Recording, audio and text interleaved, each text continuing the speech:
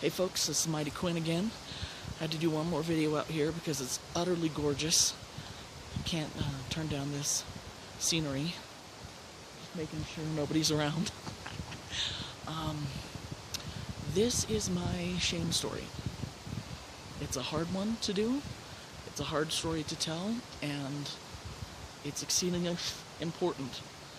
You know, I think that's something that all trans people struggle with. I'm guessing all cisgender people struggle with too, on certain aspects, and with trans folks it can be utterly overwhelming. You know, the only images we had of trans people growing up were freaks and something to be ashamed of, and live in the shadows and unhappy and nobody loves them, and you know, all of that, from the crying game to, I don't know, any of the others that I can't think off the top of my head. But point of story is my shame story. You know, we're finally getting shows about trans folks, and, you know, I started watching one. There's one on YouTube right now called Her Story. Please give it a look, because it's not your typical trans 101. I'm transitioning, you know, people treat me like shit, I can't find love. No, this is a positive story about two trans women and their search for love and the things that they come up against, or the things that they deal with. And it's all positive stuff. Like, be proud of who you are. You know, it's great. Give it a look. It's absolutely fantastic. Anyway, so, you know, yeah, shame is a bear, for sure. You know, when I finally admitted to myself that I was trans, you know, I'd injured my back and I went to go to the trans group in my town, and I was telling myself that I was supporting my community. I keep hearing shit. Which I was, but that's what I was lying to myself and trying to tell myself I'm supporting my community. So it was a support group, and as people went around and kind of talked about what was going on with them, I very silently had my first panic attack, in realizing that I'm here because I am trans, or some version thereof. I mean, I'd said before, when I heard the term genderqueer years ago, I'm like, oh yeah, that's it. That's totally it. That's much closer than lesbian, you know, than butch lesbian, you know. But there was nothing said about it. I'm like, yep, I love that term. That's a new term. I've never heard of it. But damn, does that fit me to a T. You know, it was years ago. So, you know, for the longest time, I'm like, okay, I'm trans, but I'm not going to do anything about it, because you get treated like a freak and you lose your job and you'll never find love. I think that's not the number one, but it's definitely a battle we all struggle with. If I transition, I'll never find love, you know. So yeah, I tried for a year to just deal with stuff myself and figure it out myself, and I was in a very, very dark place, very scary place. It was not good. It was probably one of the lowest of my life, and I finally reached out and be like, okay, obviously I need to do something, because now my awareness around when people call me she, how it cuts like a knife, you know, and the reason that I don't buy nice clothes because I think I look like shit and everything. It doesn't matter what I put on, I'm still me in the mirror, right? I finally did some counseling with it, and you got to see videos through a lot of that. Some of it, anyway. Some of it. And made the decision to do a couple things, to do top surgery, to do T, and I have never been happier. I know these are the right things for me. This whole weight lifted off my shoulders, like being able to try clothes on. I can actually see how the clothes look on my body. I can actually look at it, you know, and all kinds of stuff. But still, underneath it all was this little shame monster, you know, and how do you get rid of that?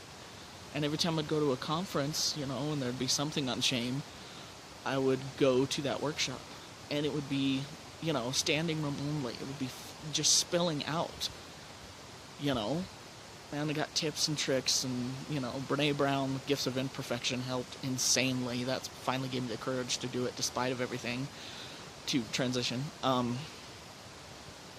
I moved up here, life was fantastic, but there was that little monster deep down inside. He was still there, you know? And I didn't understand why he was still there, because I see how happy I'm like, this is me, this is who I am.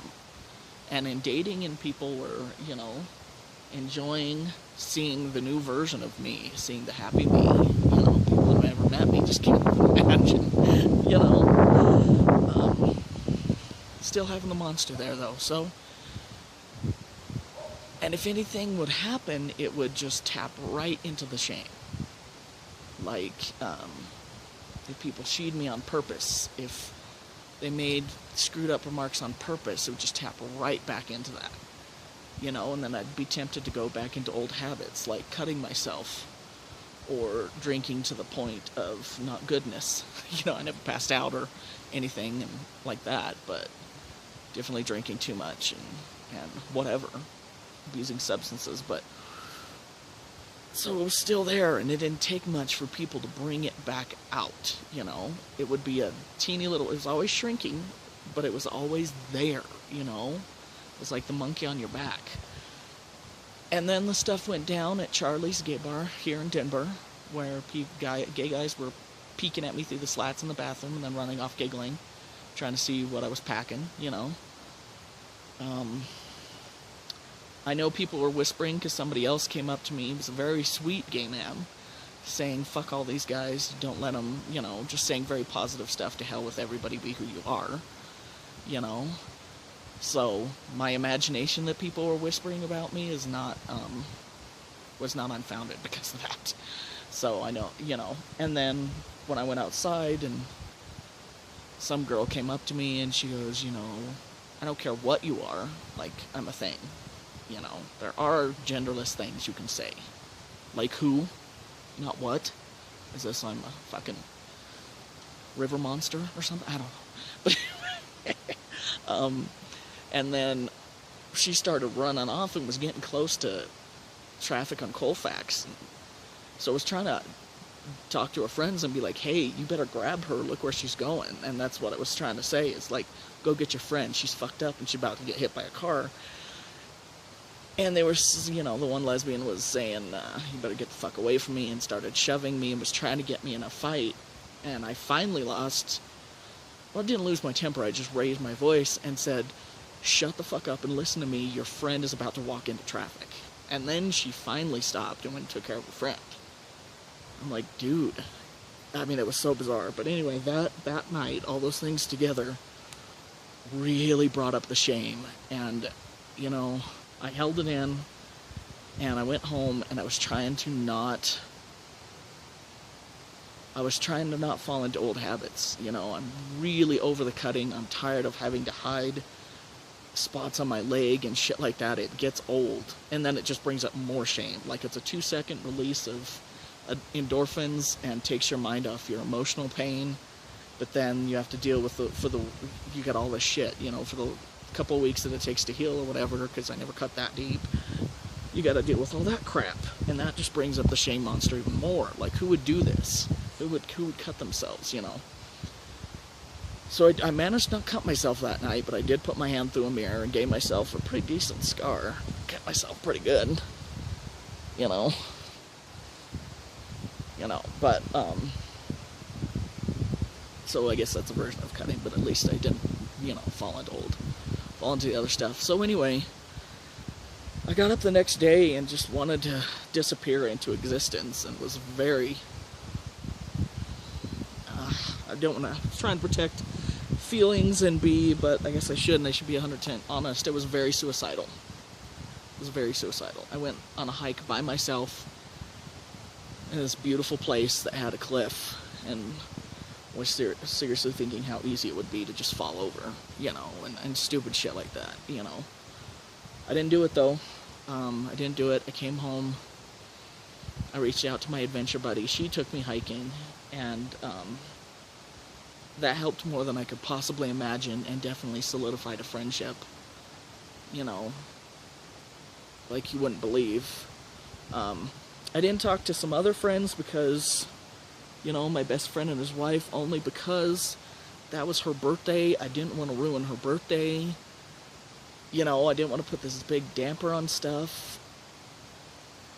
And I was embarrassed, honestly. I was just plain embarrassed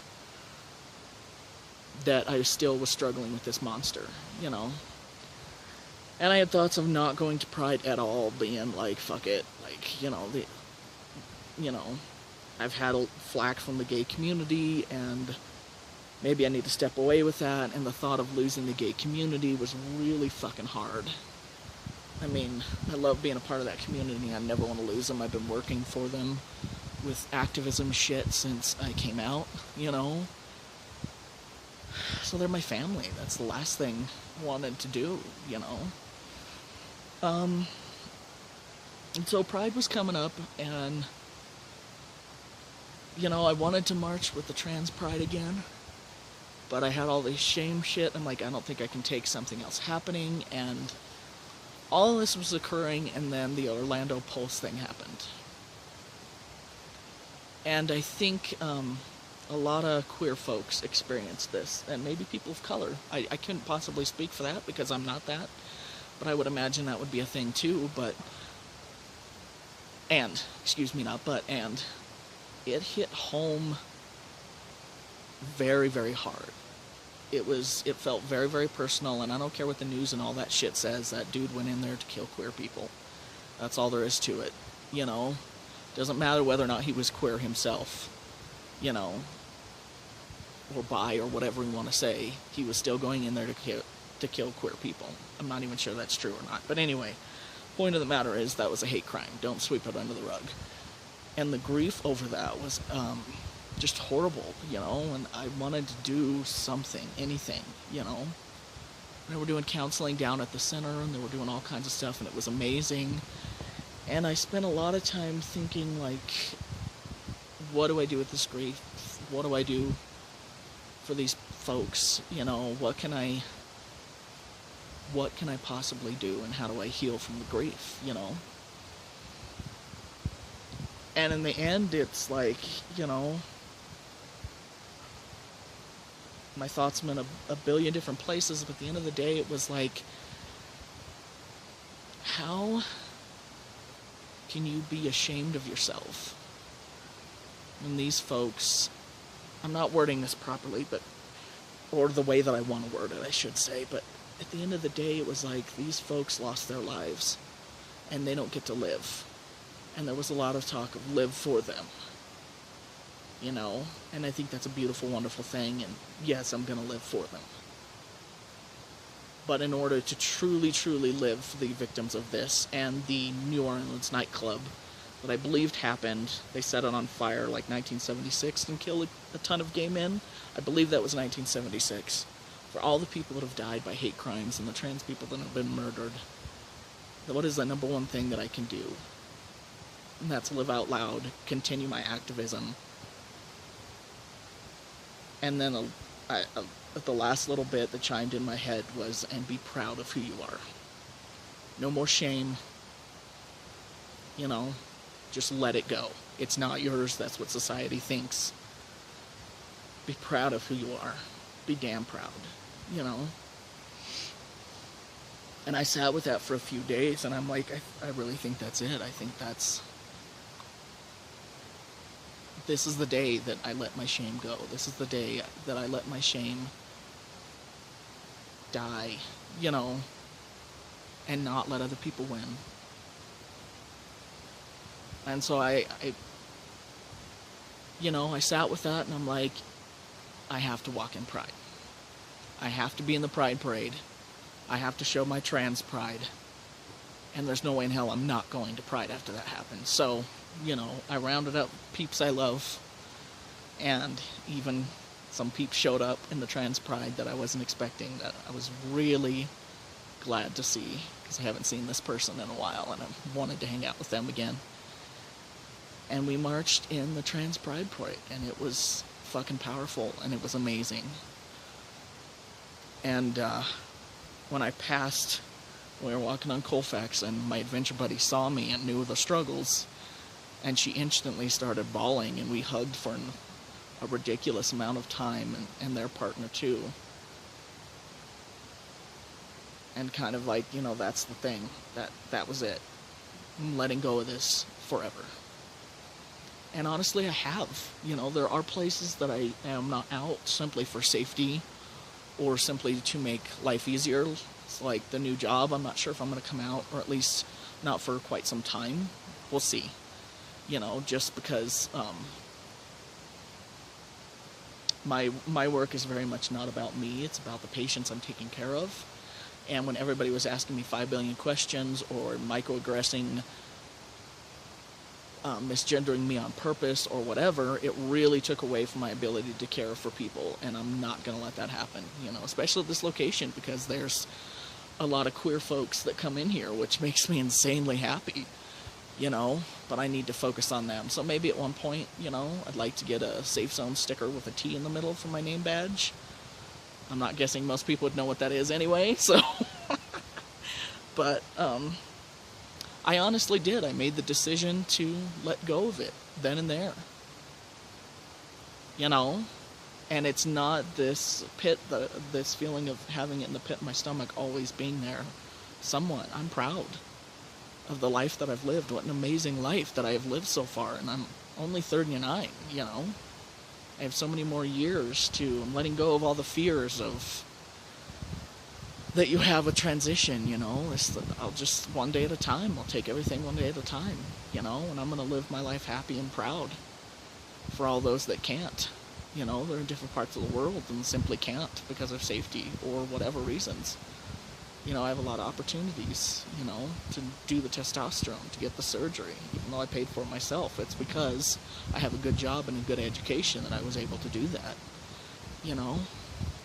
So yeah, that's kind of my shame story, and I'm not saying that certainly won't say that everybody can just make a decision one day. It's a battle I've been fighting forever, and I'm sure that little spurts will come back here and there.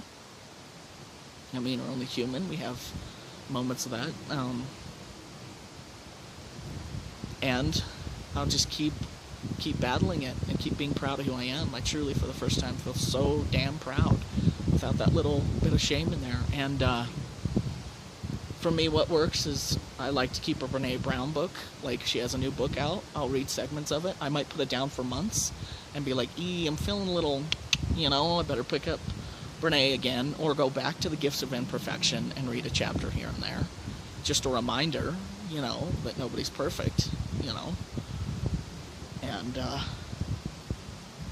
every day just battling all of that stuff, battling being told that you're not good enough and that there's something wrong with you for whatever reason, being told that you were nothing and worthless as a kid, that's something I battle every day, battling feeling safe at night sleeping. That's probably one of the biggest things of my life. I recently stayed at someone's house, and it occurred to me in the morning, I saw that night that her bedroom door was open, and I didn't say anything. I fought it. I fought the urge to say, will you please close that?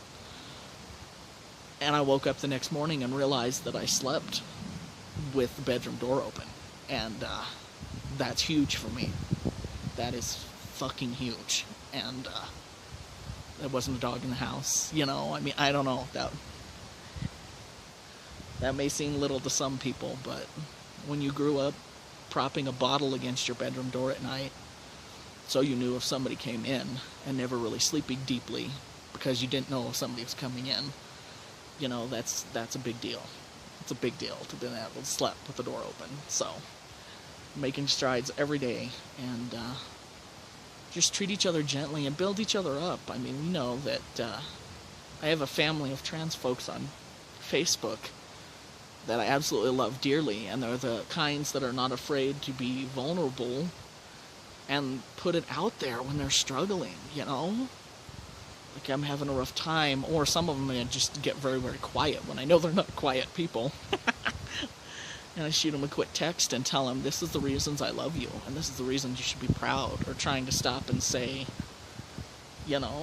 just building other people up in general, and not just queer people, all, or trans people. Just building other people up all the time, without sexual harassing somehow. But I'll say, please don't take this in the manner other than just giving you a compliment. You look amazing, I think it's really important, you know? I think that's something we need, is those positive things for each other, you know? Yeah. Yeah, because not enough people build each other up. I don't know if it was Teak and Kim Milan that really hit that home when I saw them speak, is talking about activism is not just educating the people that don't know and fighting the powers that be and changing laws. It's about supporting your community and building each other up. What's that dog? Oh, it's a rock. It's a rock. You know? And that's really important to me now. And just telling people how amazing they are, you know? But I have rambled on long enough. That is my shame story. Please feel free to ask questions if you want, or put comments below or anything like that. If any videos you want to see. If there's anything you're curious about and you want a video about, tell me. You know, that's what this is for. Or if you don't feel comfortable, you can always ask me in person.